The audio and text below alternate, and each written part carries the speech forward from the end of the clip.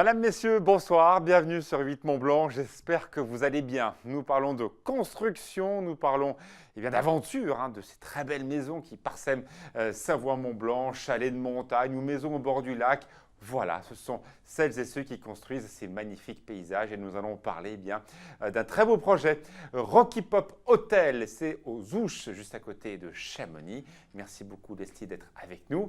Nous avons la chance d'avoir aussi une journaliste, consoeur qui est passionnée par l'histoire de cet habitat montagnard. Merci beaucoup Marie-Christine Hugonneau d'être avec nous.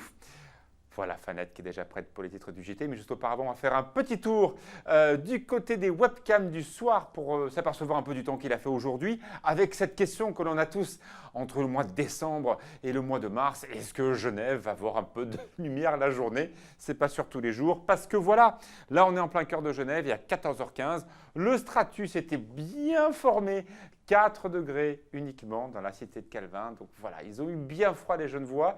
Je ne suis pas certain que ça s'arrange demain. Vous voyez, là, on a une deuxième vision. Là, on est effectivement avec le jet d'eau qui est ici. On voit bien d'ailleurs les montagnes de Haute-Savoie. On voit bien la citadelle là.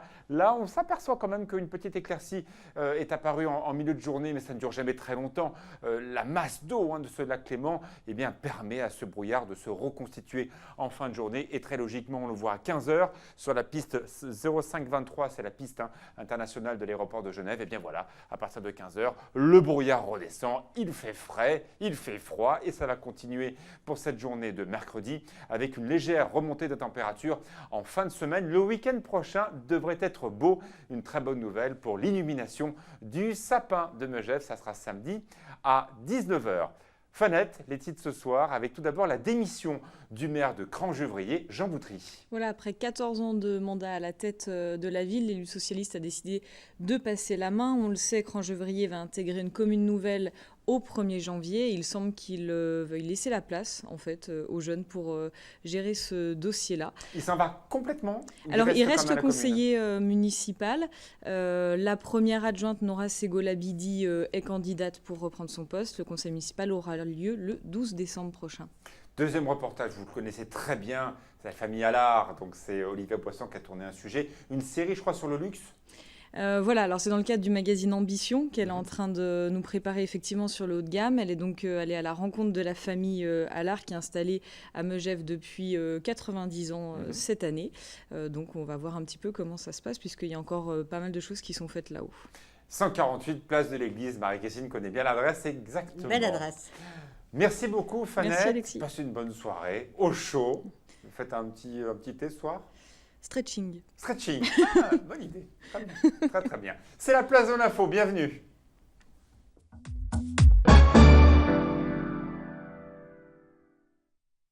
Nous parlons de ces habitats de montagne. Alors évidemment, les hôteliers ont toujours été à la pointe de l'art du bien recevoir en montagne, mais le mythe d'Heidi a beaucoup changé. Tous ces chalets qui étaient peints en rouge et vert et même parfois en ange dans tous les sens a laissé la place à des concepts bien plus modernes en Savoie-Mont-Blanc. On est content de voir différentes écritures de montagne. Marie-Christine Hugonneau, ma première question toute simple. Heidi en montagne est-elle morte? Je crois qu'elle est en passe de mourir, mais qu'elle n'est pas morte encore, parce que finalement, ça correspond à une image de la montagne que recherchent les touristes qui ont besoin de codes quand ils arrivent en montagne. Et donc, finalement, ce que j'explique aussi dans mon livre, c'est qu'il y a une dichotomie totale entre les habitants qui, eux, n'ont pas besoin de ces codes et qui peuvent aller vers une architecture du 21e siècle, une déco très light et très contemporaine, et les touristes qui, eux, ont quand même encore besoin d'un petit côté Heidi. C'est ce que vous expliquez très bien dans l'un de ces deux opus. Le premier est ici, le deuxième, je l'ai dans la main. Mais quand vous parlez de style Savoie-Mont-Blanc, on pense bien sûr à une autre destination touristique très en vogue en montagne, c'est le Tyrol. Il y a clairement un style tyrolien. Est-ce qu'il y a un style Savoie-Mont-Blanc ? Alors, le style Savoie-Mont-Blanc, finalement, c'est une destination qui est une destination locomotive par rapport à la montagne en France. Donc, c'est là où, de tout temps, en architecture comme en déco, les audaces naissent. Donc, c'est ça qui a suscité aussi le livre. Et nous allons parcourir certaines feuilles de votre livre pour comprendre un petit peu. C'est vrai, quand on voit la couverture et quand on voit ce type de projet, on ne s'attend pas forcément à voir cela en montagne. On a peut-être quelque part dans notre inconscient collectif eh bien, une montagne avec un chalet très aédisant. Là, on est clairement dans un projet très moderne, face, je vois bien, à l'Aiguille du Midi, donc on est à Chamonix, avec une toiture surdimensionnée. Bref, un projet moderne. Très, très, très contemporain. Ils assument. Ils assument, et puis maintenant, avec l'évolution des techniques et des matériaux, on n'est plus du tout obligé de vivre comme avant, avec des toutes petites fenêtres en montagne, parce que tous ces verres sont traités. Donc, on est quand même très feutré, tout en étant dans des surfaces très vitrées. Alors, vous nous avez amené quelqu'un avec vous. On est très heureux de l'accueillir sur ce plateau. Leslie Gauthier, merci d'être là dans la place de l'info. Vous êtes architecte d'intérieur. Vous avez collaboré à plusieurs projets dans la région. Vous les connaissez bien, Marie-Christine. D'abord, l'Héliopique, qu'on connaît bien en plein cœur de Chamonix, juste à côté de l'Aiguille du Midi. Vous avez fait plusieurs reportages et vous en parlez d'ailleurs dans votre livre. Et également l'hôtel Le Faucigny. Et là, vous allez donc livrer dans quelques jours un hôtel, j'ai envie de dire, elle est presque délirant dans le principe parce que c'est un peu l'idée. Fun, pop, coloré, en plein cœur des Ouches. Il s'appelle le Rocky Pop. Voilà. On va voir des images, comme ça vous allez m'expliquer un peu ce qu'on voit. Là, on a l'impression qu'on est sur Broadway. Donc là, on a créé une superbe enseigne plutôt genre Las Vegas. Et elle est réalisée, là on ouvre dans quelques jours. Donc, ça rend bien en vrai, parce que là c'était les photos du projet. Elle est assez réussie. Et voilà, donc l'idée c'est d'avoir un hôtel très, très convivial, très famille, très ami aussi, très pop. Et voilà, je crois que… 148 chambres. Voilà. Alors on va parler un peu des traitements intérieurs et vous allez également, Marie-Christine, donner un peu votre avis. On est dans un projet tribal, collectif, presque un peu dans l'idée des pionniers de la montagne, on partage du temps ensemble. L'idée, c'était de créer un lieu très convivial, avec plusieurs zones, plusieurs espaces où se retrouver, des codes un peu différents pour permettre aux clients qui restent là une semaine de vivre des moments dans des espaces un peu différents. Donc des espaces plus calmes, d'autres beaucoup plus colorés. Un petit espace brasserie, un espace plus façon cantine, réfectoire d'autrefois. L'image précédente, c'était plus un espace qu'on appelle un peu banquise, mais qui est plutôt dans le sens zen. Voilà, un espace assez zen. On a pas mal on est dans des tons assez neutres à la base, mais avec plein de touches très, très pop et très colorées. Voilà. Alors nous sommes ici, pas loin de l'une des capitales du ski, à Chamonix, où le monde entier vient découvrir le Mont Blanc, découvrir ce pays du Mont Blanc, cette destination formidable de Savoie-Mont Blanc. Mais voilà, qui veut aussi sa dose, sa picouse de bois, de fondue, de raclette. À votre avis, Marie-Christine, est-ce qu'avec ce type de projet, on voit encore une chambre très zen derrière moi, eh bien, le touriste lambda qui veut vivre cette expérience montagne va être content de ce qu'il va vivre? Moi, je pense que ce projet, que je n'ai pas encore visité, puisque l'hôtel n'est pas ouvert, s'adresse à une clientèle jeune qui n'a pas du tout forcément les mêmes attentes qu'une clientèle plus âgée. Parce que c'est des gens j'imagine, qui vont partir skier le matin, rentrer le soir, et aimer cette convivialité des lieux communs comme ça, pour se réunir, pour regarder des matchs, parler, boire un verre, etc. Refaire la meilleure piste de la journée que l'on revoit en image. Voilà, c'est ça, avec se raconter leurs exploits à ski. Et donc, je pense que c'est un hôtel qui est parfaitement ciblé par rapport à ses clientèles. Alors, c'est vrai, et on va en parler dans quelques instants, on a vu beaucoup de projets hôteliers ces dernières années qui étaient plutôt intéressants, mais dans le très très haut de gamme. Là, il faut bien rappeler que l'on n'est pas dans un hôtel très haut de gamme, on est dans un segment middle plus, c'est-à-dire 3-4 étoiles. C'est là qu'aujourd'hui les projets les plus intéressants sur le territoire sont là. Mais forcément, 3-4 étoiles, vous n'avez pas les moyens de certains hôtels qui affectent aujourd'hui 1 million d'euros par chambre. C'est ça les budgets d'aujourd'hui. L'idée, c'était vraiment de démocratiser le ski à la montagne en famille ou entre amis, de rendre accessible pour petit budget, si je peux dire, le ski. Voilà, le ski, ça coûte cher. Et une famille de 2 à 4 enfants n'a pas forcément les moyens de se payer un séjour, un groupe de copains non plus, un groupe étudiant non plus. Voilà, donc là, l'idée, c'était vraiment de créer un lieu accessible à tous, voilà, dans le but de partager des moments avec des gens qu'on connaît et qu'on ne connaît pas Et forcément qu'on ne connaît pas, aussi. c'est Voilà. une bonne nouvelle parce qu'en montagne, Voilà. on se rencontre aussi autour d'une fondue, on fait de belles rencontres. Certains se sont mariés. Non, peut-être pas vous.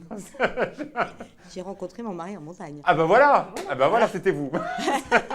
On revient juste après la pub, la météo, et on continue à parler de cet habitat montagnard qui est évidemment tellement en vogue et tellement, tellement important.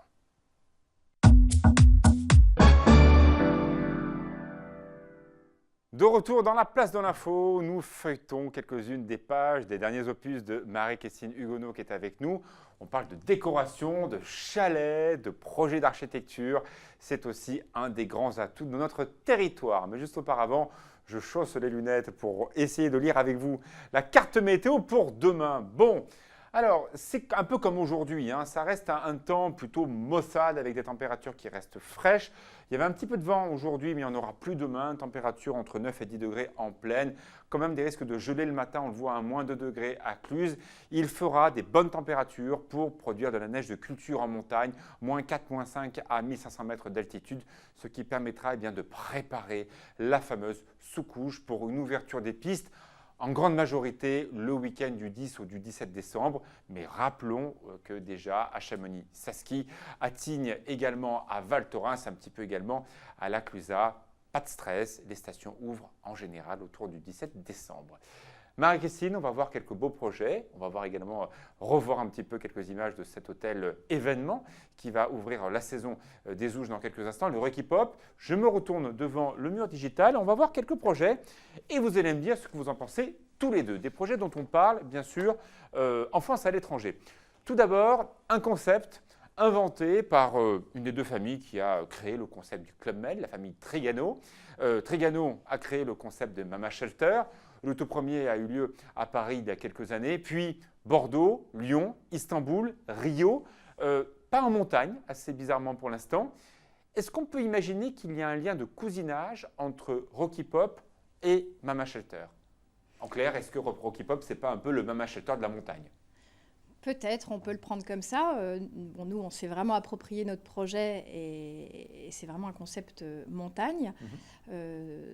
La comparaison, le parallèle qu'on peut faire entre le Mama Shelter et notre projet, c'est qu'on a également joué la carte du décalage, c'est-à-dire qu'on a pas mal de touches assez inattendues dans l'hôtel, tout comme au Mama Shelter où voilà, il y a quelques codes. Alors on voit aussi voilà. un grand décorateur, en l'occurrence Philippe Stark, qui a mis sa patte sur ces Voilà. éléments intérieurs.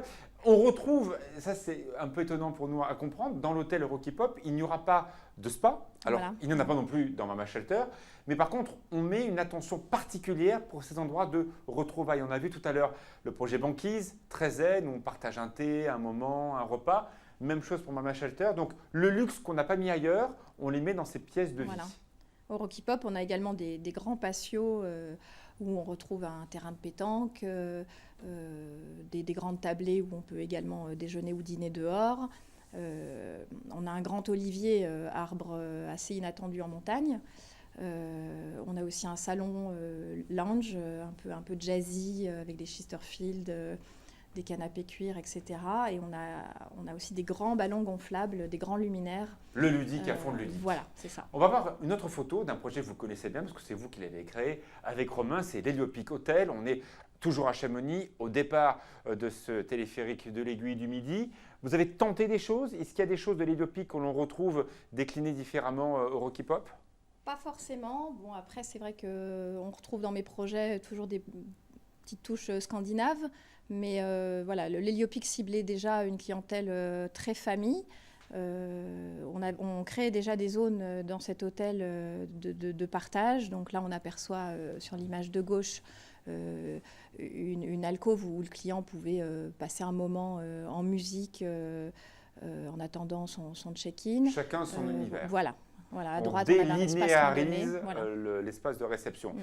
Marie-Christine Huguenot, on va voir deux autres projets d'hôtels collaboratifs qui ont marqué également l'histoire de la montagne ces 10 dernières années. Une famille que vous connaissez bien, en l'occurrence les Cibuet, avec ce projet à Flaine. Donc nous sommes ici donc avec ce projet du Totem. Vous l'avez visité ce Oui. projet d'hôtel, qui est une rénovation d'un hôtel qui était existant. Là aussi, on voit que le bar est surdimensionné. On retrouve beaucoup de touches vintage, années 60-70. C'est toujours d'actualité? Moi, je trouve que c'est très bien parce que quand ils s'installent quelque part, ça a été le cas aussi à Avoriaz avec l'hôtel emblématique d'Avoria, les Droumont. Et également, on va voir voilà, le Et totem, donc, l'image de la chambre et donc, du totem à voilà. Flaine. Et donc là, à Flaine, ce qui est important, c'est de garder quand même, de cultiver l'ADN du lieu. Mhm. Donc à Avoria, on a gardé l'esprit tout à fait de l'hôtel d'origine. Et à Flaine, on a gardé... on a tout fait, enfin les Cibuet ont tout fait autour de Breuer et de l'architecte qui a construit Philippe la Labro. station pour Avoria, Pour Avoria, bien sûr. et Breuer pour Flaine.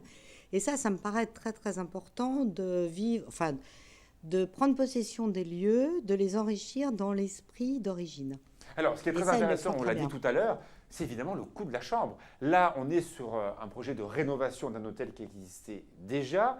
En l'occurrence, on l'a vu tout à l'heure avec le Rocky Pop, l'objectif, c'est d'avoir des prix de chambre à des tarifs qui sont très abordables. On n'est pas dans les suites des RL jusqu'à 30 000 euros la chambre. On est dans des chambres entre 100 et 150 euros à peu près. Je crois que c'est ça les prix qui sont annoncés entre la basse et la moyenne saison. Et avec en plus ce hill management, ce qui fait que cette chambre évolue quasiment au prix du jour, au jour le jour, ce qui permet d'avoir le meilleur remplissage. Mais pour les décorateurs et les architectes, vous n'avez pas eu ce que d'autres hôtels offrent quand ils ouvrent leur hôtel, clairement un budget de 1 million par chambre pour faire votre décoration, votre projet. C'est pas faux. Non, mais c'est un exercice de style, c'est un challenge à relever, c'est super intéressant et on arrive quand même à des petits budgets, un budget correct à réaliser des chambres avec un certain confort. Mais et... comment faites-vous pour justement réussir cette quadrature du cercle? On le sait, le Club Med est monté en gamme, on voit des projets colossaux, notamment dans quelques mois à Samoin. Ça a été le cas il y a 2 ans à Val Thorens avec un projet de 80 millions d'euros avec 450 chambres. On sait que là-dessus, il y a des économies d'échelle très importantes qui sont faites. Là, est-ce que vous arrivez à avoir les moyens de vos ambitions pour créer un style? Parce qu'on sait, quand on va nous faire nos courses, acheter un bout de canapé, un luminaire qui va bien, ça coûte une fortune. Oui, aujourd'hui, je pense qu'on arrive à offrir du confort et le confort attendu avec des budgets pas si élevés. Oui, je pense que voilà, à Flaine, par exemple, bon, là, on voit des motifs ethniques, on voit des rideaux en feutre de laine. Voilà, enfin ça marche bien, tout s'imbrique bien. Il ne faut pas avoir peur de métisser voilà. les styles. Je vais peut-être en choquer certains, mais ce n'est pas gênant dans un hôtel de 3-4 étoiles d'avoir, pourquoi pas, une touche de fly mélangée à de l'IKEA et pourquoi pas avec un super plaid en arpin. C'est pas grave, c'est très bien. C'est très bien. Et moi, je pense que, enfin, j'ai toujours pensé, et j'ai pu le vérifier au cours des rencontres que j'ai pu faire, aussi bien en architecture qu'en décoration, de la contrainte naît souvent la créativité. La liberté, bien sûr. Et finalement, quand on a un budget no limite, ce qui est le cas de certains décorateurs dans certains hôtels ou dans certains chalets, on a un résultat qui est beaucoup plus conventionnel et beaucoup moins créatif. Et ce que j'ai toujours beaucoup aimé chez Leslie, c'est qu'elle a toujours eu un budget assez limité quand même, pas nos limites, et que du coup, ces contraintes ont fait naître vraiment un style, un fil rouge au fil de sa carrière. Vous les avez rencontrés, ces architectes? Il y a notamment une interview de Jean-Michel Villemotte qui a réalisé des chalets privés à Megève, presque un peu nos limites. Il y en a d'autres dont vous parlez d'architectes locaux, M. Picot et plein d'autres. Jean-Philippe Nuel, là encore une autre rencontre dans un autre livre que j'avais lu. Ce sont des gens qui avaient des objectifs de nos limites. Ce n'est pas l'objet de Leslie, ce n'est pas l'objet de ces gens-là qui doivent tenir des comptes pour l'ouverture d'un hôtel. Ah oui, non, mais Jean-Michel Villemotte, il est clair que quand on s'adresse à lui pour construire son chalet, c'est nos limites. C'est nos limites. Bon, c'est comme les clients des RL à Courchevel. Ouais. Voilà. Mais et pourtant, on arrive à créer un style avec oui. des budgets plus raisonnables. Oui, absolument, absolument.